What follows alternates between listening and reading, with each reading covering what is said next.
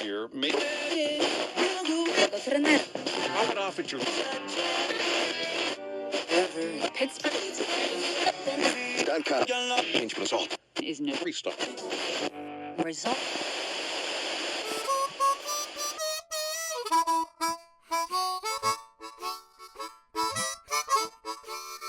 Una ilustración sencilla es una trampa a plena vista.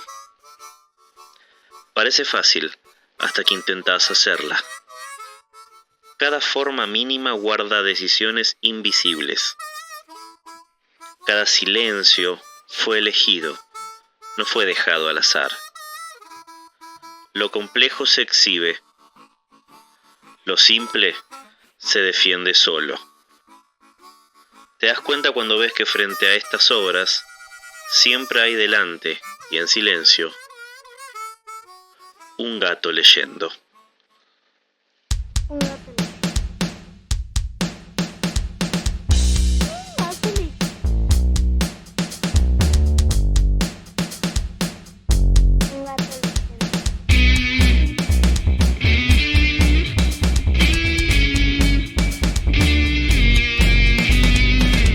Un gato leyendo.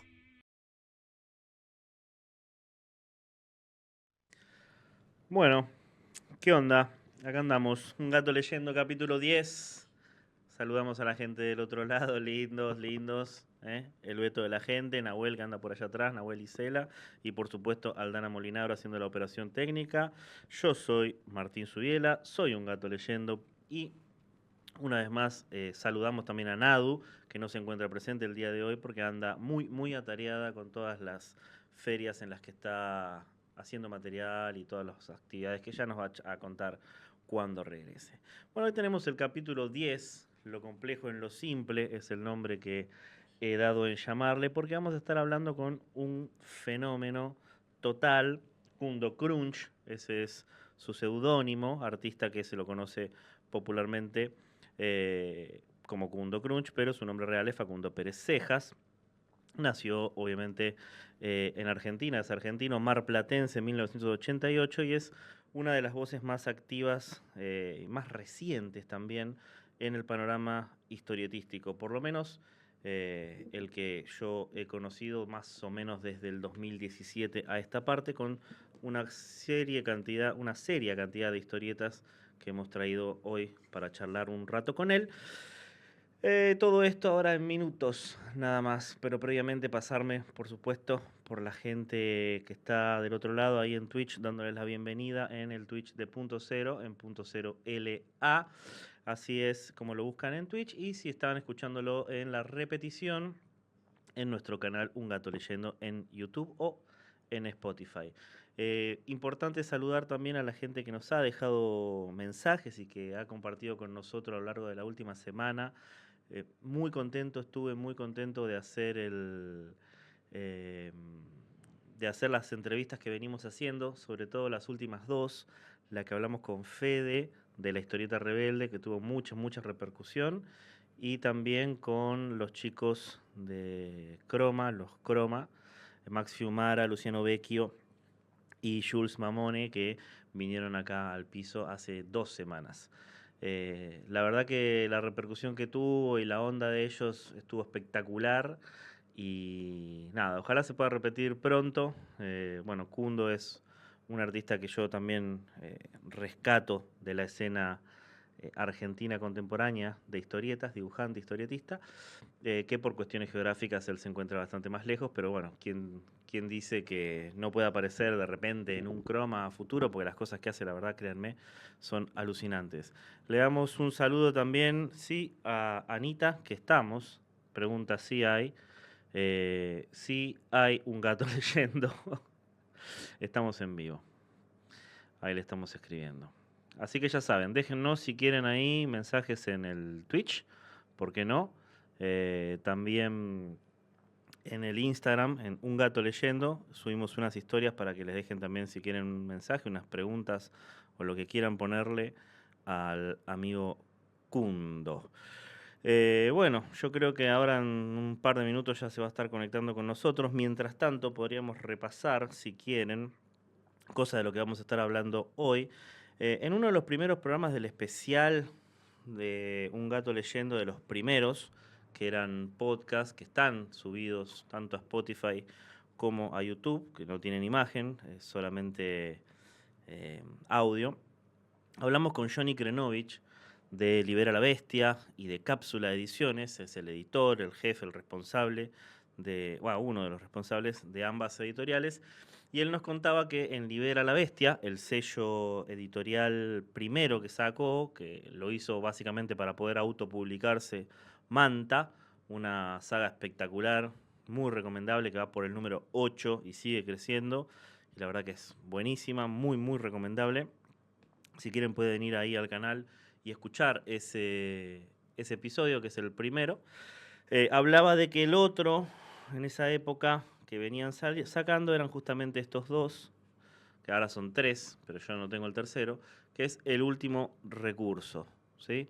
Una historieta que salió en el 2018-19, si mal no recuerdo, en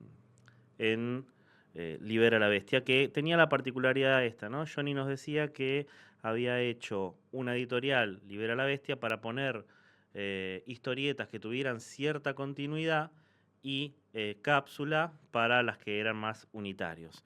Y justamente ahí está Kundo. ¿Qué dice mi amigo? ¿Todo bien? Bienvenido a Un Gato Leyendo. Hola, buenas tardes. Bueno, muchas gracias. Gracias por la invitación. Estaba justo hablando de cómo te conocí yo a vos a nivel artístico, que fue, yo tengo cierta relación con Johnny Krenovich de Libera. Lo conozco de fuera y demás, y él cuando empieza a editar Manta y todo eso, yo me copé y fui uno de los primeros en agarrar y decir, bueno, cuando dijo El Último Recurso, ¿no? Agarrar y ver que de hacer las preventas, de meterme con eso, porque me había interesado solamente por la tapa y por bancar el proyecto editorial. Y para mí fue una gran sorpresa. Yo no conocía, ahora te voy a preguntar por lo anterior que hayas hecho del Último Recurso, pero yo no te conocía de antes de verte. Y en la escena, uno está acostumbrado a ver dibujantes con una impronta propia, por supuesto, pero la tuya me resultó novedosa, fresca, no sé cómo decirlo, ¿viste? Como algo diferente a lo que estaba acostumbrado a ver. Preguntarte primero, bueno, además de la bienvenida y agradecerte, que ya lo hice recién, preguntarte primero por tus influencias. A mí me acercó que vi, yo le digo como la triple M, ¿viste? Medio de los que me gustan a mí. Mignola, un poco de Moebius y un poco de Meglia también. Quizá me equivoque, quizá vos me digas, no, nada que ver, o me está faltando el respeto, lo que sea, o me puedes putear acá, no pasa nada. Pero algo de eso está presente en tu impronta. Sí, totalmente. Yo siempre, cuando solemos hablar de influencias, Sí. creo que uno está influenciado continuamente por todo. Mm. Hay influencias que son conscientes, ¿no? Que uno las busca, autores que a uno le gustan, que son esos maestros silenciosos, ¿no? Que se llaman, que uno los lee, los ve cómo dibujan, no sé, las manos, la perspectiva, los fondos, los encuadres. Y después hay un montón de influencias de las que uno no se da cuenta, tal vez, pero todo deja una huella, ¿no? O sea, creo que en el arte, en lo subjetivo, eh, todo deja algo. El cine, la música, la historieta, lo visual, la pintura. Yo creo que a lo largo de mi vida me he influenciado con muchísimas cosas. Arrancando del cine, soy un gran fanático del cine. Yo crecí durante los 90 con todo ese cine de ciencia Sí. ficción, todo ese cine de ciencia ficción de la década del 80, de la ciencia ficción, Alien, Cronenberg, Terminator, Robocop, Cameron. Eh, Siento una gran influencia ahí. Y en lo que es historieta, yo empecé leyendo historieta de superhéroes y entrando en mi adolescencia conocí la historieta europea, la historieta nacional también a través de Revista Fierro, que ya no existe, no salía, No, claro.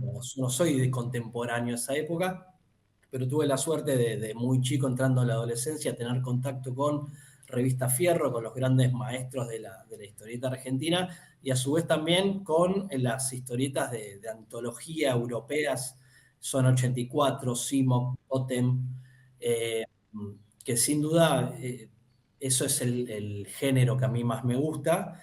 Y bueno, Moebius obviamente es uno de los grandes autores que el día de hoy que lo sigo leyendo y lo sigo descubriendo. Sí, no te cansas. Mignola también es un autor que me gusta mucho, he disfrutado mucho todo el proceso de Hellboy.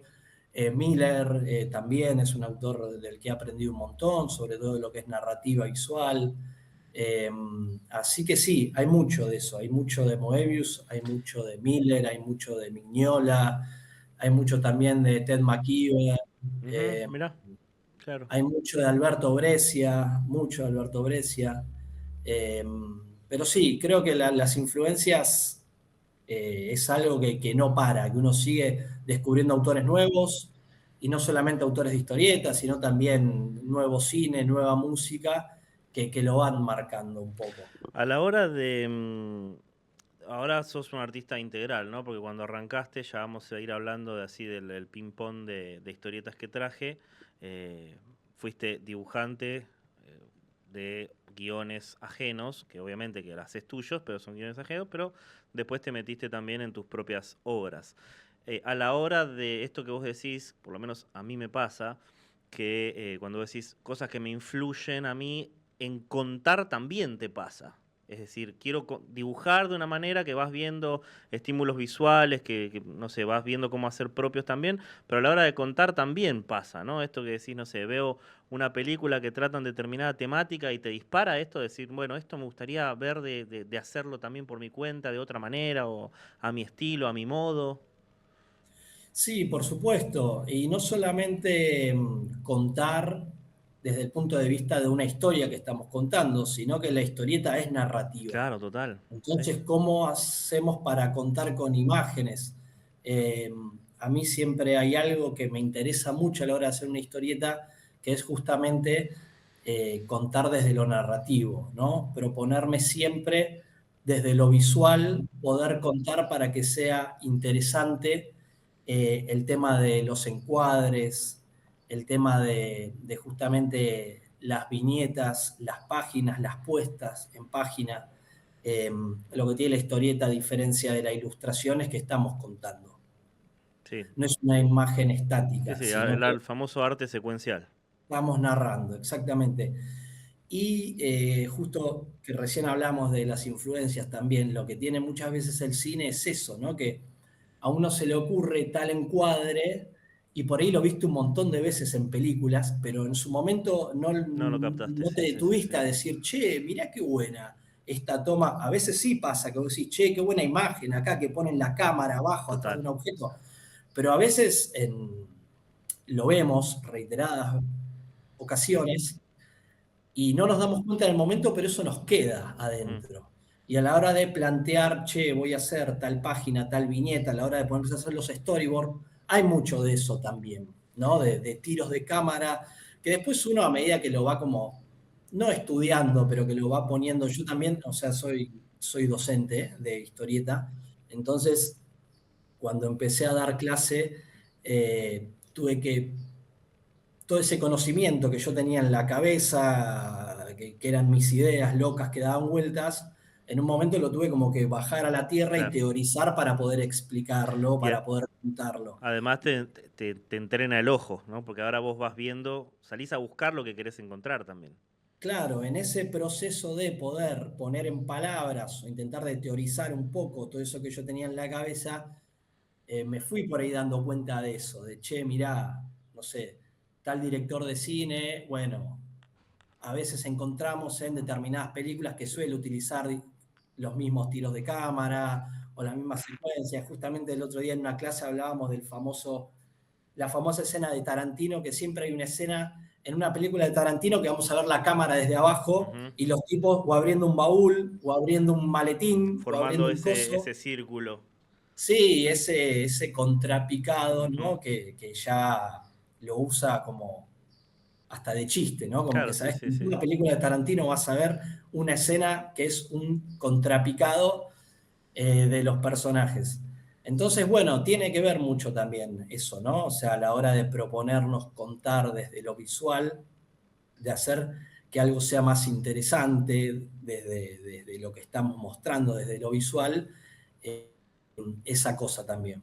Te voy a llevar a eso después del corte, porque cuando hablemos de las obras, porque me parece que es un ejemplo claro de cómo elegís narrar algunas cosas en unas historietas y de otra manera en otras, amén de que el estilo se entienda. Pero te quería preguntar justamente por el estilo, ¿no?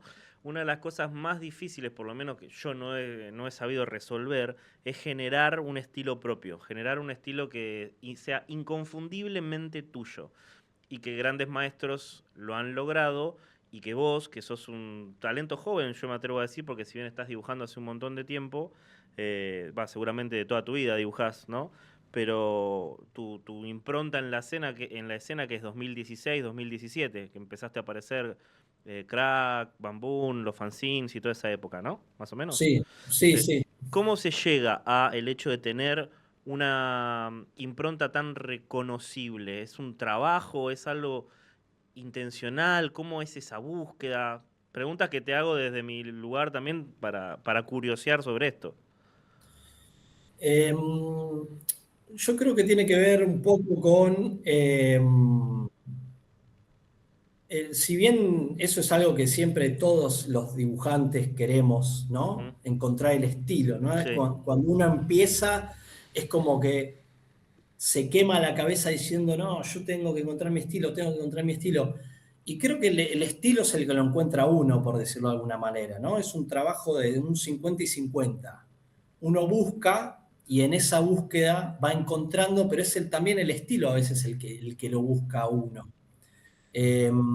Entonces esa cosa de justamente influencias o copiar a determinados autores porque te gusta el estilo que tiene o cómo dibuja las manos o cómo utiliza las sombras o cómo para los personajes en las viñetas, en esa búsqueda de copiar y estudiar y ver y hacer, uno va encontrando sus zonas de confort también, ¿no? Donde se siente cómodo, donde le gusta, donde le es fácil, donde le es práctico.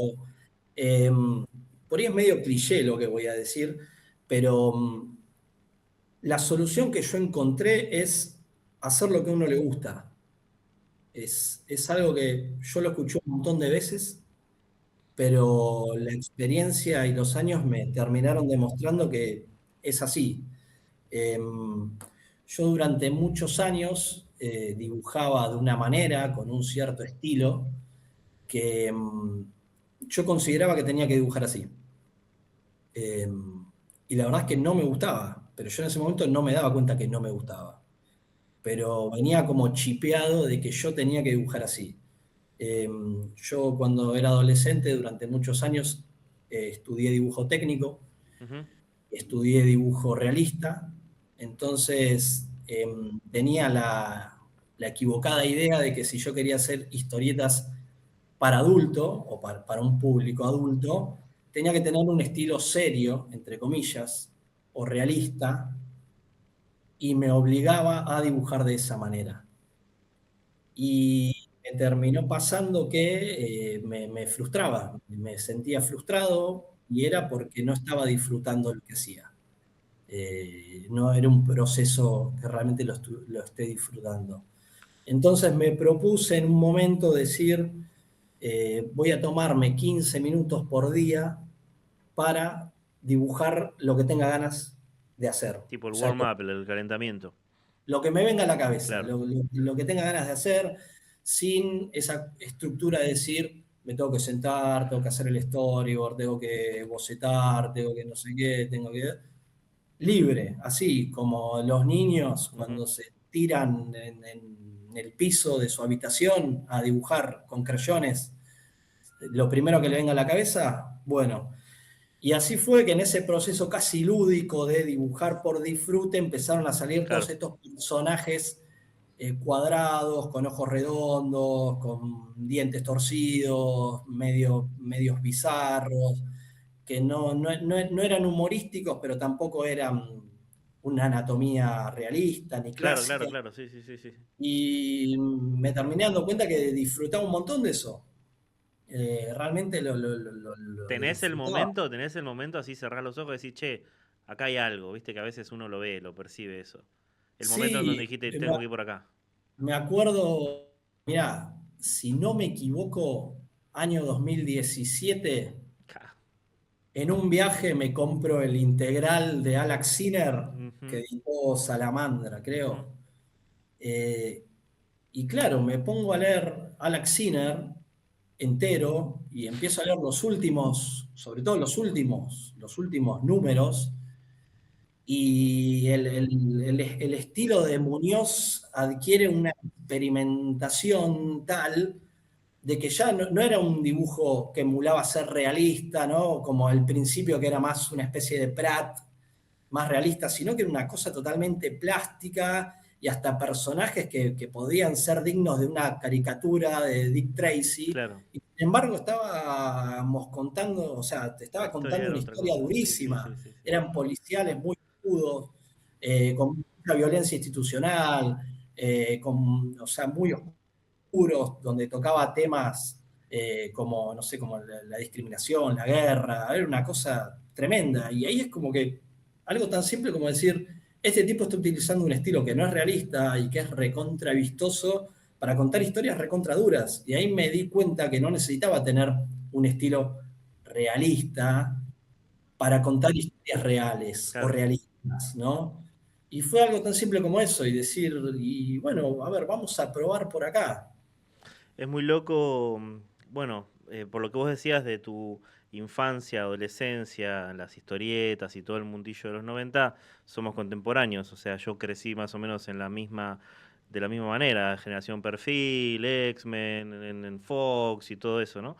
Y a mí me pasó también de grande descubrir que la historieta era más que las historietas de superhéroes, que había otro tipo de dibujo más allá de que igual súper talentosos, ¿no? John Byrne, no me voy a poner a descubrir a esa gente, pero, y me pasó justamente con lo que vos decías de Alberto Breccia, que en estas ediciones de La Flor que salían grandotes, ¿viste? Encontrarte ahí, qué sé yo, los cuentos adaptados de una cosa, de Edgar Allan Poe, o, o cuentos de la selva, y decir, pará, es el mismo dibujante y acá dibuja de una manera y acá está dibujando de otra. Toda esa experimentación para mí fue un flash también de darme cuenta que pasaba por otro lado también contar y contar historietas y contar cosas que eran mucho más serias que lo que estábamos acostumbrados a leer. Em, ¿Te parece? Tengo un segmento que se llama las efemérides del hombre de la tapa, que ya está listo para salir. Tenemos las efemérides, un tema, la tandita y seguimos, Kundo. ¿Me bancás del Dale. otro lado? Bueno, vamos con eso, Aldi, cuando vos quieras y ya volvemos. Hola, ¿cómo están? Yo soy Lucas Galeano, más conocido como Tapita, el hombre de la tapa. Y ahora vamos a arrancar con las efemérides del rock de esta semana. Empezamos con el 16 de diciembre, un día como hoy, pero de 1974, cuando se publican pequeñas anécdotas sobre las instituciones de Sui Generis, con clásicos como El Tuerto y los Ciegos, Instituciones y la censurada, reincorporada nuevamente en 1995, Juan Represión. Pasamos al 18 de diciembre de 1943, fecha en la que nace Keith Richards, quien a los 19 años formaría parte de una de las bandas más importantes de la historia, The Rolling Stones. Otro 18 de diciembre, pero de 1967, B.B. King graba el disco en directo Lucille. El nombre del álbum está inspirado en el apodo que él había puesto a su guitarra. El 19 de diciembre de 1992 se publica 092 de Serú Girán, registro del regreso de una de las bandas más influyentes del rock nacional. El 21 de diciembre de 1940 nace uno de los músicos más importantes de la historia del rock, Frank Zappa. Por otro lado, otro 21 de diciembre, pero de 1980, sale el single Black in Black de AC/DC. Aunque la canción no es específicamente una elegía para Bon Scott, su lanzamiento simboliza el regreso triunfal de la banda tras su fallecimiento, y el álbum es considerado un tributo indirecto al cantante. Por último, otro 22 de diciembre, pero de 2010, se publica Kill Hill, de Charly García, un disco que reúne material inédito y reversiones de distintas etapas de su carrera. Estas fueron las efemérides de la semana. Soy Lucas Galeano, Tapita, el hombre de la tapa. Y nos encontraremos la próxima para seguir repasando la historia del rock a través de las efemérides de la semana.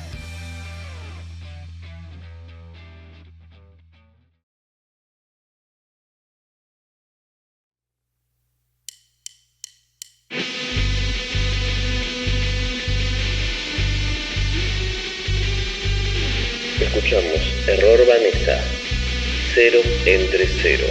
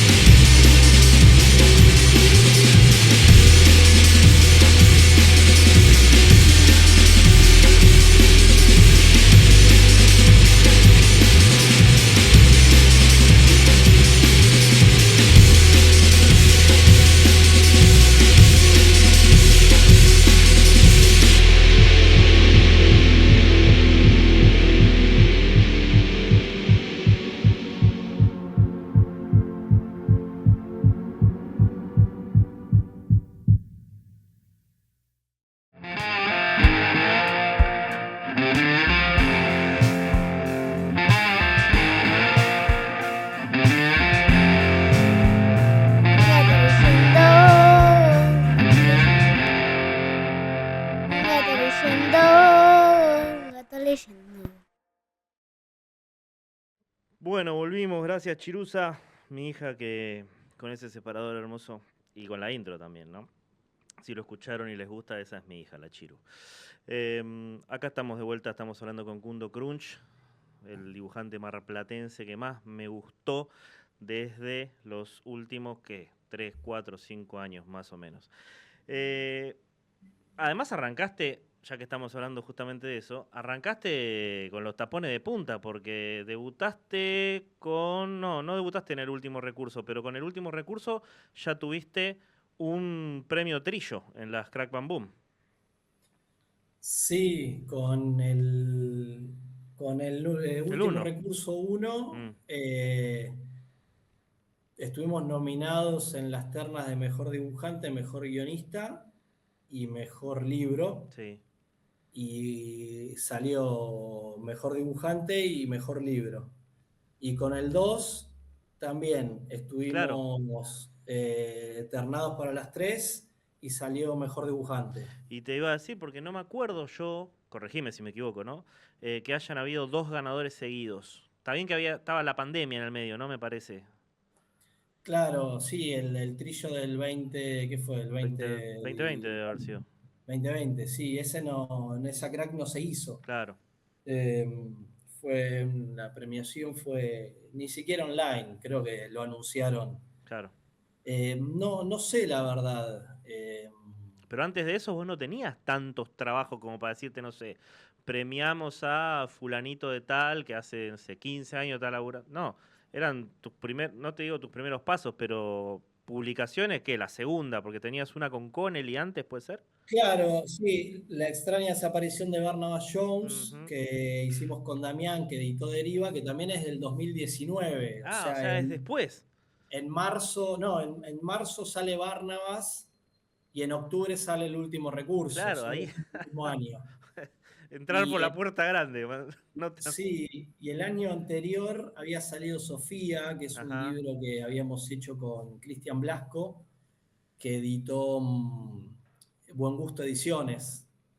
Y antes de eso, fanzines que Claro. hacía yo y algunas colaboraciones en algunos Antología, alguna cosa así. libros así de Tal antología, cual. historias cortas, pero nada, novela gráfica, no, recién a partir del 2018. Claro. Bueno, quería arrancar ya por las obras que yo seleccioné. Me falta el último recurso, el 3, que es el que todavía no lo tengo. Pero vamos a arrancar justamente por el último recurso. En mis manos tengo el último recurso, un cuento de Navidad, que es el 2, y el último recurso, Agente Prisca, que fue una grapita que sacó Libera, no me acuerdo en el marco de qué, creo que era en una preventa. La preventa del segundo, Ah, ahí sí, fue está. la preventa del segundo libro. Que esto no, si no tenés en la preventa, no tenés manera de tenerlo, básicamente. Sí, no, después se hizo una impresión y hoy se consigue. Ok. En su momento era como un gancho para la preventa Ujú. y después, 1 o 2 años después, se editó. El último recurso, si tenemos que decir más o menos como para que la persona que no lo leyó entienda, es una suerte de, ¿cómo se llama? Escuadrón Suicida, pero al palo. Y si bien no está definida la geografía como Argentina, se la percibe muy nuestra, ¿no? Y los personajes son absolutamente desopilantes, muy bizarros en muchos casos, y también es como vos lees las primeras 3 páginas y decís, ah, ok, pará, ok. ok, esto va por otro lado. Y esto de lo que te iba a decir es que vos acá elegís un registro en el que hay, si bien hay, por ejemplo, lugares en donde el dibujo te mete las pausas para los diálogos y demás, hay un dinamismo propio de una historia más no de aventura, pero de acción, en donde pasan cosas y se percibe desde el dibujo. Otras, que por ejemplo, una que a mí me encanta muchísimo, que es La cárcel del fin del mundo, que tengo acá, elige un registro para contar mucho más estático. A ver si puedo ver acá alguno de ellos. Bueno, justo agarro el prólogo, por supuesto. tengo muchos problemas para guiarme con esto. Me pasa en todos los programas, ¿no? Cuando me quiero guiar con esto. En donde el registro es mucho más pausado porque son básicamente entrevistas, ¿no? Ese tipo de lecciones, ¿cómo las manejás? En el caso de, bueno, La cárcel del fin del mundo es con Sánchez Cutica, ¿no? En los guiones, pero por ahí vos me vas a decir, viene desde el guión, pero ¿en qué parte vos decís, bueno, acá voy por este lado, acá voy por el otro? ¿Cómo es esa dinámica? Bueno, sí, o sea, tiene que ver con el guión y con la historia que estamos contando. El último recurso es una historia que pedía mucho ruido visual, Ujú. porque justamente es una historia de acción, de aventura, donde es muy bizarra y también maneja mucho humor ácido, humor negro, entonces por ahí pedía ese dinamismo desde el punto de vista visual, todo ese ruido que La cárcel del fin del mundo, que estábamos contando otra clase de historia con otro ritmo, por ahí no lo ameritaba. Entonces, bueno, son decisiones que tienen que ver con la narrativa, que tienen que ver con que no todas las historias se cuentan de la misma manera, que hay registros que quedan mejor para una historia, registros que quedan mejor para otras, y buscar la manera de encontrarle el tiempo a esas historias, ¿no? O sea, eh, hay que ir marcándole justamente el El tiempo, timing. el timing. Sí, a mí me gusta mucho relacionar la historieta como si fuera una película, ¿no? Ujú. Entonces yo cuando estoy haciendo una historieta me gusta imaginarme qué tipo de película sería, cómo sería el ritmo visual, cómo serían los silencios. Sí. Entonces eso me va marcando un poco por ahí los espacios que necesito, el aire que requiere la historia, ¿no? También para que el lector logre compenetrarse con eso. No es lo mismo una historieta que va al palo y que te tiene que dejar allá. Sí, sí, sí, sí. Incluso en la elección de colores, a ver, hablando estrictamente de la edición, lo que tiene que ver todo lo que salió del último recurso, la edición, o sea, el objeto este, tiene una calidad impresionante, una impresionante calidad de impresión, de papel. Los colores son un poco más saturados en algunos casos, aunque me parece que medio que los pasteles medio que te gustan, pero acá, justamente, que es papel obra, muy linda también esta edición, justamente te permitís jugar con esto, ¿no? Cuando, por ejemplo, se va al pasado y, bueno, siempre los colores son más bien pasteles, pero te cuenta las historias y elegís una tonalidad de color diferente, de los personajes que está entrevistando. La cárcel del fin del mundo es el periodista Riley, ¿cómo se llamaba? Soysa Riley, ¿no? Soy Riley, sí. Está basado en hechos reales. Va a la cárcel del fin del mundo, que era la cárcel de Ushuaia, y entrevista a cierta cantidad de reclusos que allí había. Hay un libro también, si quieren ir a buscarlo, hay un libro y hay, creo que documentales también al respecto, y esto sería como la visión de ustedes de contar eso. Esto salió en la Fierro Digital. Sí, Originalmente. nosotros estábamos haciendo el libro con Santiago justo en pandemia. Ujú. Y se lanza la Fierro Digital y bueno, aparece la posibilidad de publicarlo ahí porque nosotros la veníamos haciendo en capítulos, entonces como que quedaba Perfecta. bárbaro para Sí. publicar los capítulos mensualmente. Y ahora no recuerdo bien, pero creo que el libro tiene 8 capítulos y se Sí. publicaron 6. 6 se publicaron en el Fierro, después Fierro cierra. Y bueno, completamos los 2 capítulos que faltaban Y el y el epílogo. epílogo Ujú. para hacer el libro. Sí, sí, sí. 8 capítulos. Este me encantó justamente porque de los libros que yo tengo leídos tuyos, que son básicamente todos estos, jugaba con un... Si bien todos metafóricamente tocan alguna pata de de la política, ¿no? Está todo esto del encierro que está presente de una manera u otra en las diferentes obras, ¿no? La cárcel del fin del mundo es un encierro obviamente forzado, el sótano de los deseos, un sótano, en No Robots es qué sé yo, una sociedad que te oprime de alguna manera, los marginados en El último recurso, y en La cárcel me gustaba mucho este cambio de registro a algo más pausado, más entrevistando, y cómo ir jugando con los diferentes registros del narrador. El que cuenta, que es Riley, y los que va retratando, en donde están las historias incluso del petiso orejudo, por ejemplo. ¿Qué tan...? Me imagino que de todos los libros, este debe ser el que más tuviste que meterte a documentarte, ¿no? A documentarte a nivel, no sé, fotográfico, qué sé yo, cómo eran esas cosas, cómo se accede a eso, ¿fue divertido? ¿No? ¿Es la parte que menos te gusta, la parte que más te gusta? No, sí, a ver, fue súper interesante. A mí la verdad me gusta mucho la historia argentina, Ujú. y la verdad cuando a mí me proponen la gente de Hotel de las Ideas hacer el libro, obviamente que dije automáticamente que sí.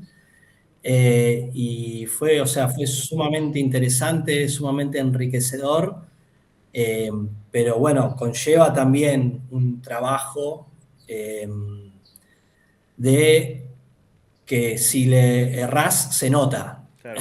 A diferencia de la ficción, a diferencia de inventar una historia de ciencia ficción donde uno puede como volar un poco Sí, sí, o sí. inventar objetos, cuando estamos hablando de hechos históricos, sobre todo de hechos históricos bastante recientes, porque es una Claro. historia de principios del siglo XX, hay que estar muy atento con ciertas cosas. Y si bien Internet está buenísimo porque tenemos un montón de información al alcance de la mano, hay que tener cuidado porque Sí, tenés eh, que chequear. se pueden cometer errores, porque no es lo mismo el revólver que usaba la Policía Federal en la década del 20 que el que usaba en la década del Sí, 30, es increíble ¿no? eso. Es increíble que uno te tenés que documentar. La gente por ahí no sabe, pero te puedes hacerlo y chamullar y qué sé yo, capaz que yo no me doy cuenta, pero el hecho de que te tomes el trabajo de agarrar y decir, bueno, pero quiero que se vea esto así, habla también de un compromiso, ¿no? De un compromiso con lo que querés contar. No, totalmente, porque aparte, o sea, yo creo que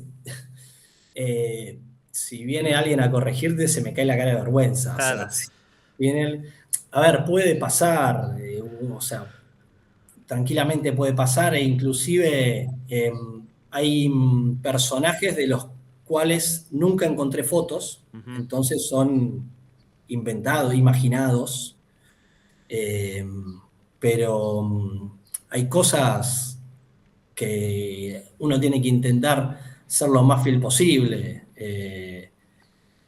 No sé, Sí, vestimentas, los trajes de los presos. arquitectura, claro, hay cosas donde uno no se puede echar a chanta, Sí, sí, ¿no? sí, O sí. sea, como que hay que... Aparte queda bien también, o sea, Sí, está sí. bueno representar bien las cosas.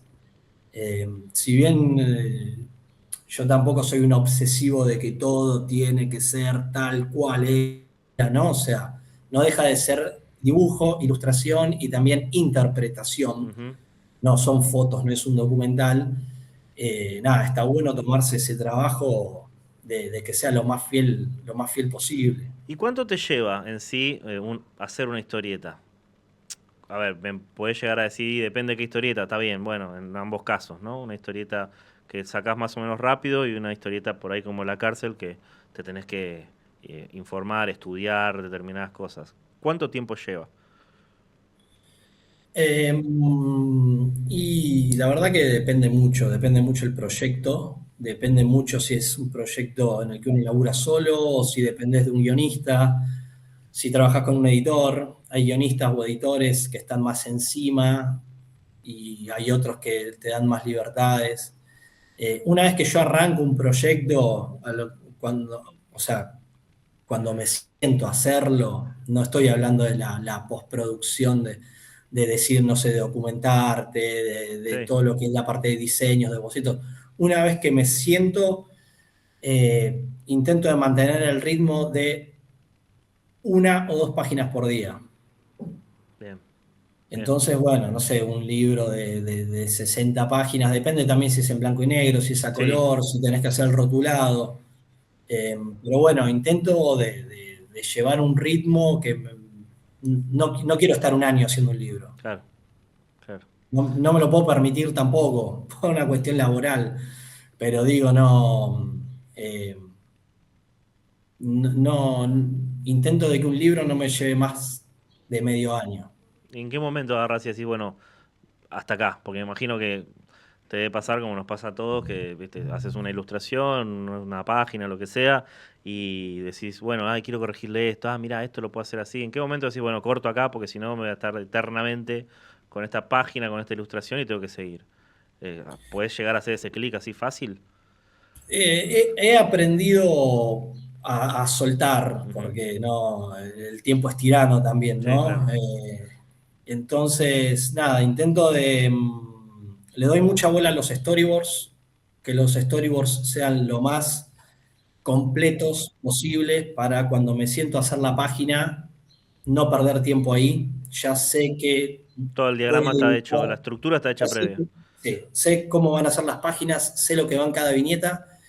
Eh, y después sí, una vez que termino todo, hay una lectura de ver si no hay errores narrativos, Claro. si no hay choques de eje, si Un no, par de correcciones. claro, y si hay alguna viñeta que requiere algún cambio Ujú. o algo que definitivamente no me gustó o que considero que puede generar alguna especie de problema narrativo a la hora de leerlo.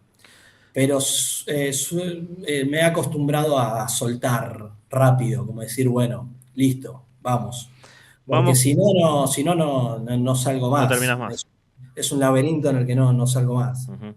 Bueno, te llevo entonces ahora sí a las dos primeras obras 100% integrales tuyas, que es El sótano de los deseos, la primera, dicho sea, y No Robots, que No Robots es del año pasado, ¿no? ¿2024? No Robots salió en el 2000, 24, ¿no? no, ¿Antes? diciembre del... Ah, sí, No, claro, diciembre del 24. 24, Sí, sí, sí, diciembre del así. 24. 24. Tiene un año. Tiene un Un año año. de gestación. En otro programa que estoy la recomendamos, tenemos un segmento que se llama Tía Norma, en donde le recomendamos historietas a la tía Norma, que es una tía hipotética de estas, y hemos recomendado No Robot ahí, No Robots, y has salido en más de una oportunidad en ese especial. Bueno, El sótano de los deseos. Vamos con este primero. Kundo Crunch por Kundo Crunch. 100% crunch. Muy crujiente.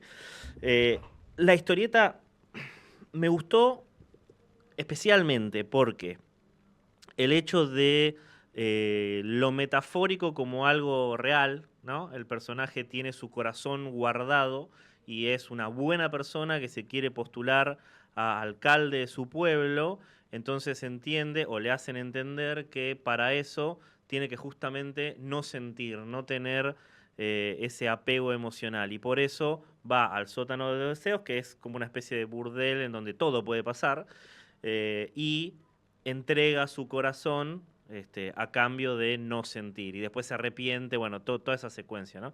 Pero justamente esto de... Conviven en esta historieta muchas cosas que a mí me gustaron. Una es esto de lo metafórico, otra es el erotismo, pero el erotismo, o sea, hay gente que confunde que querer hacer una historieta erótica es Manara o alguna época de Altuna, en donde está en juego esto que vos decías antes, el hecho del dibujo realista y demás.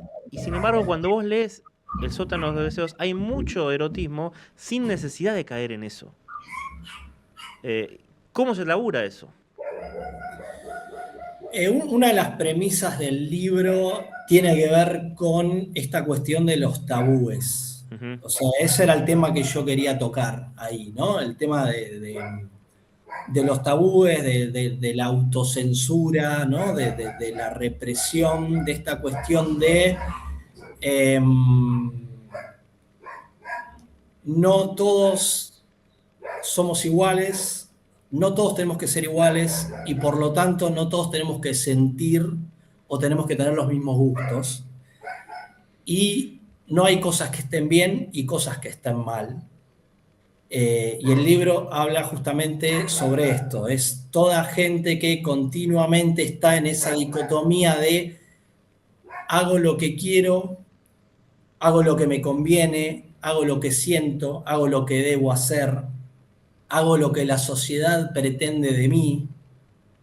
Entonces, bueno, es esto, ¿no? O Los sea, roles, los mandatos. los roles, los mandatos y Porque además los... atraviesa a cada los personaje en el sótano. sí, Hasta, sí, hasta la persona, digamos, hasta ella, digamos. Porque también claro. ella sufre un castigo. Sí, sí. Y, o sea, para mí la mejor manera de poder como poner esto sobre la mesa para charlarlo Ujú, era justamente hablar sobre el placer, claro. ¿no?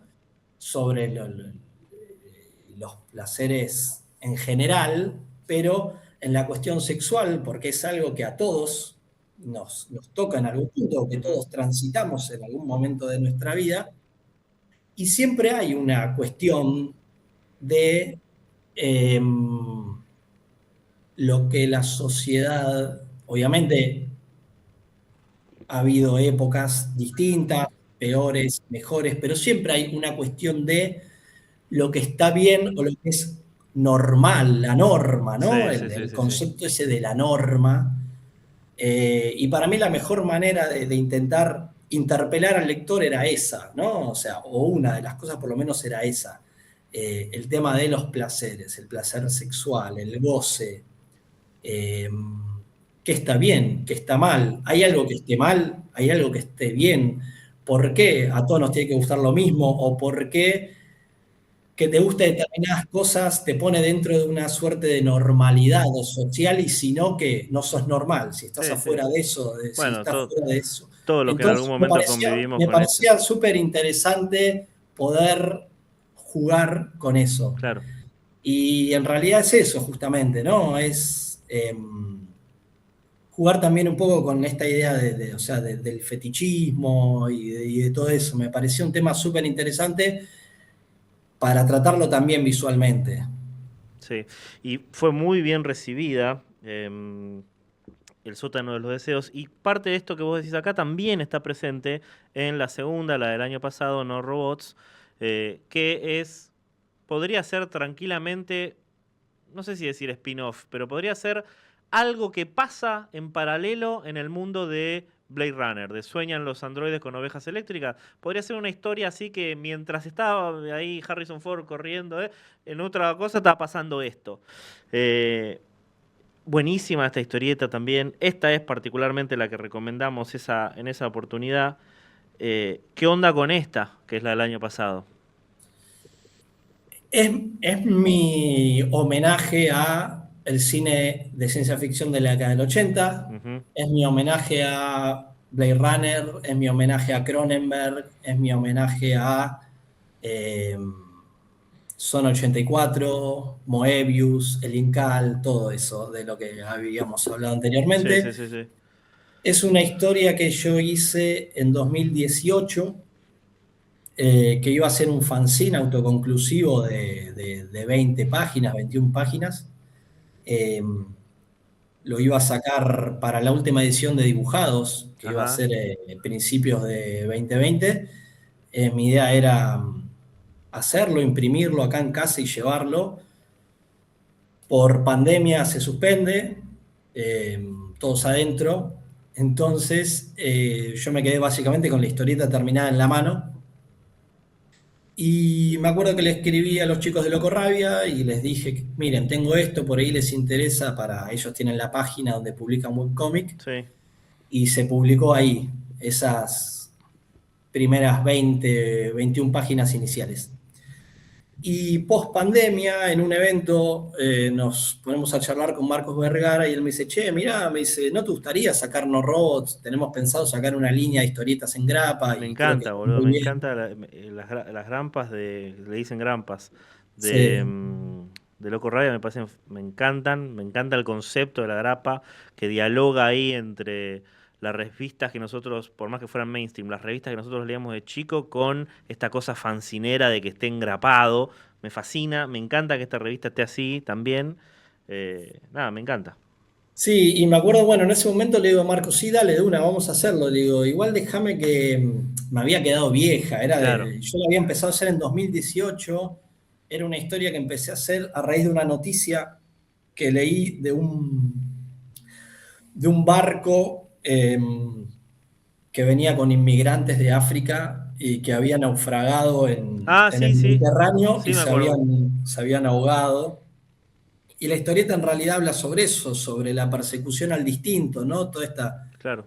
discusión que hay, bueno, en todos lados, pero que en su momento había sido muy fuerte en Europa con el tema de la Sí. inmigración, esa de perseguir al distinto, de censurar al otro, al que viene a robarte lo que supuestamente es tuyo, Sí, sí, sí.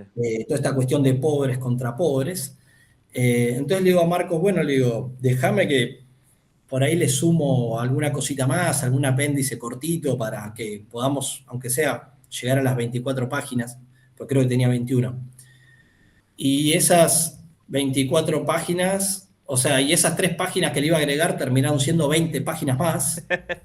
Y terminó esta historieta de 48 páginas.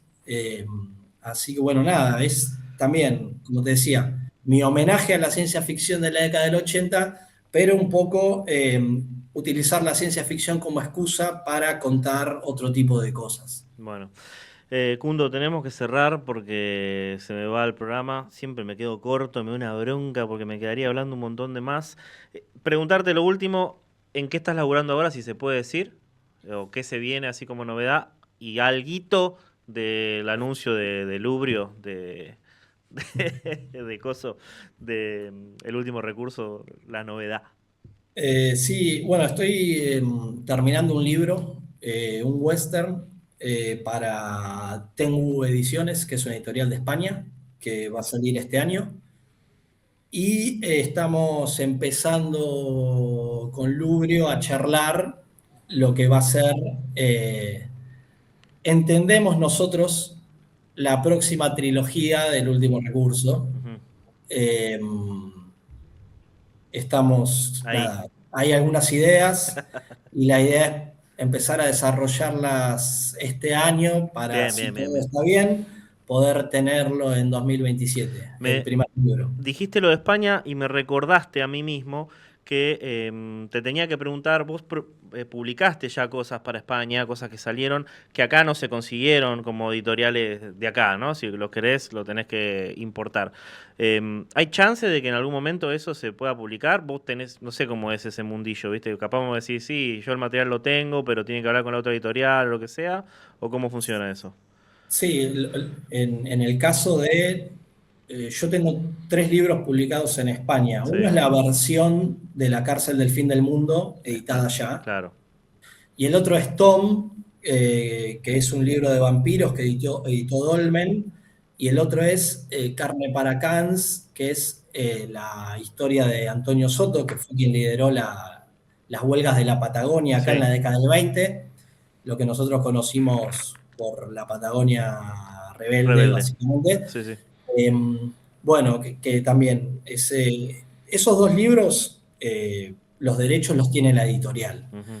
Entonces, sería una cuestión de que haya acá alguna editorial interesada en editarlo y charlar tanto con Demo como con Dolmen. Claro, a ver cómo es el tema de los derechos.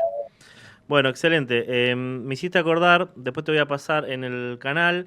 Tengo una entrevista que hice con Mariano Nay, que es columnista acá del programa, y él trabajó mucho el tema de los pueblos originarios, muchísimo, en 2 documentales principalmente, uno que era justamente la entrevista que hicimos para presentarlo, que es una serie de documentales para escuelas, que es buenísimo, y otro que se llama Tierra Adentro, que es un documental que tiene ya un tiempo y está ahora, se consigue completo en YouTube. Después te voy a pasar los links para que lo chusmees porque sé que te interesa. Dale, Bueno, buenísimo. Kundo, muchísimas gracias, ¿eh? Muchísimas gracias por el tiempo, por la hora, por charlar.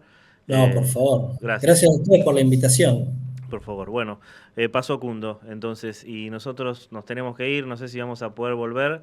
No vamos a poder volver, ¿no? Bien, ya nos tenemos que ir. Bien. Bueno, nos vamos a ir, entonces quiero dejar... vamos con Buenos Vampiros, aprovechando que Kundo es de Mar del Plata y la banda esta también. Escuchamos uno de los temas que a mí más me gusta, que es Todo el Mal. Gracias, Kundo. Gracias a todos. Gracias a Aldi. Gracias a Beto. Gracias a... ¿Quién? ¿A quién? No sé a quién. Ah, que tengo que mirar el WhatsApp. Bien. Gracias a todos los que están del otro lado. No sé qué está diciendo. Ah, gracias a... Sí, ok. Gracias a los que nos están escuchando. El Gamer... ¿Qué estos nombres, amigo? El Tuki Carp. Bueno. Gracias a todos los que estamos del otro lado. Nos vemos la semana que viene. No sé leer los labios, Beto, así que tenés una pizarra ahí, me la podías poner y ya está ahí. Bueno, qué sé yo. Nos vemos la próxima. Gracias. Chau.